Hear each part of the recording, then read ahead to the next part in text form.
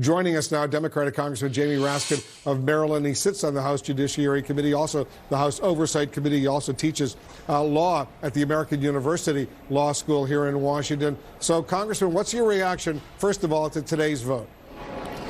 Well, it was very solemn, Wolf, and you feel the weight of the present, but you feel the weight of the past and the framers and the founders and everybody who's fought for our democracy and for voting rights, and you feel the weight of the future generations, our kids and our grandchildren. But for me, what it came down to was really this idea embodied in the first article of impeachment of abuse of power, and that was one of the articles that was brought against Richard Nixon. Nixon organized the break-in of one campaign headquarters to get dirt on his political opponent. Donald Trump has organized a break-in of our entire democracy in order to plant dirt on a political opponent, and he used a foreign power to do it. So that escalates the stakes immensely. And then, of course, the president scrambled to cover up this original misconduct by blockading our investigation in Congress, withholding evidence, and preventing witnesses from testifying and so on. And this is obstruction of Congress. So these two articles went through on a vote of 23-17. They will come to the House floor presumably next week, where we hope everybody will familiarize themselves with the overwhelming evidence of the president's misconduct, overwhelming and uncontradicted evidence, and then vote their conscience. The articles of impeachment cite high crimes and misdemeanors committed by the president. The Republicans argue, unlike Nixon and Bill Clinton, there was no actual crime committed by this president, to which you say.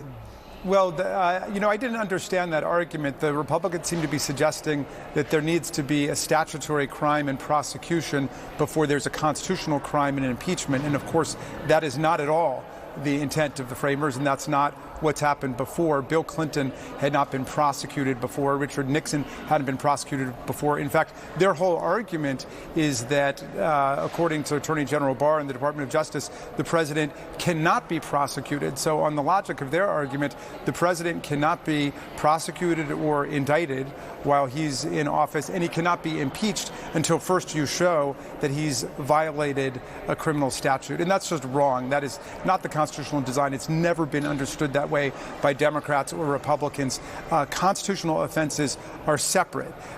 The Constitution in Article 2 talks about treason, bribery, and other high crimes and misdemeanors, and both sides have always understood that abuse of power is an offense against the Constitution, as well as obstruction of Congress.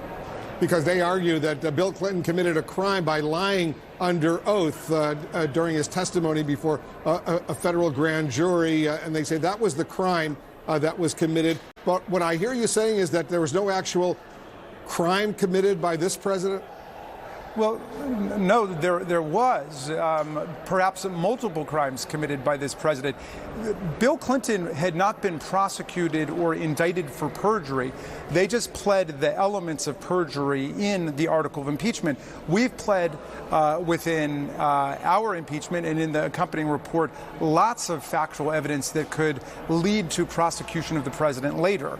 But they seem to want to have it both ways. You can never prosecute the president. You can't indict the president while he's in office, but you can't impeach him either because you haven't prosecuted and indicted him yet. I think everybody will see the phoniness of that argument. Looking towards the full House vote next week, we've heard from two of your Democratic colleagues, Congressman Jeff Van Drew and Colin Peterson, who say they will vote no on both articles. Do you think other Democrats will join them? Look, I just hope all of our colleagues, Democrat and Republican alike, as well as Justin Amash, the new independent after he's been sort of extruded from the Republican caucus, I hope that all of them will read the voluminous evidence here, which is really incontrovertible and uncontested.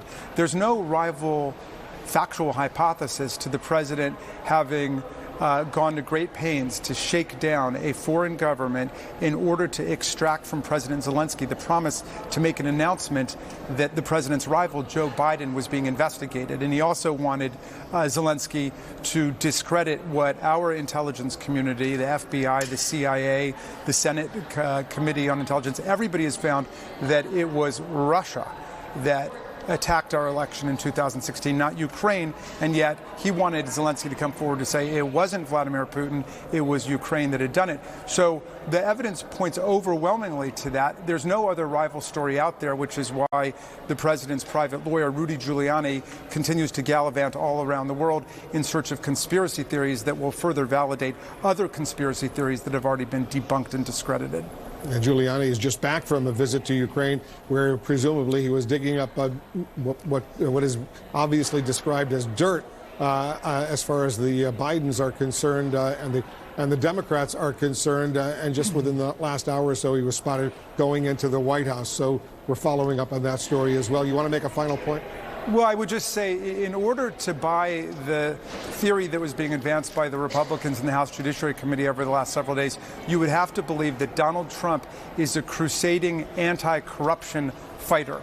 You would have to believe that the same guy who has 3,000 lawsuits against him, who ran the fraudulent Trump University and to pay millions of dollars out to his victims there, who just paid, I think this week, $2 million to charities because he ripped off his own charity by basically defrauding people who contributed to it by giving that money to other places. That this is an anti-corruption fighter who was not interested in setting up Joe Biden by bringing Zelensky in. He was interested in pursuing a hitherto secret anti-corruption agenda there. In fact, he had cut anti-corruption funding for Ukraine. He had participated with Rudy Giuliani in the smear campaign against Ambassador Yovanovitch. He recalled her from Ukraine when she was the strongest anti-corruption ambassador in the world fighting corruption in Ukraine. So they've turned the story upside down, as the president usually does. But the truth is coming out, Wolf, and I think that when people study the record, they will understand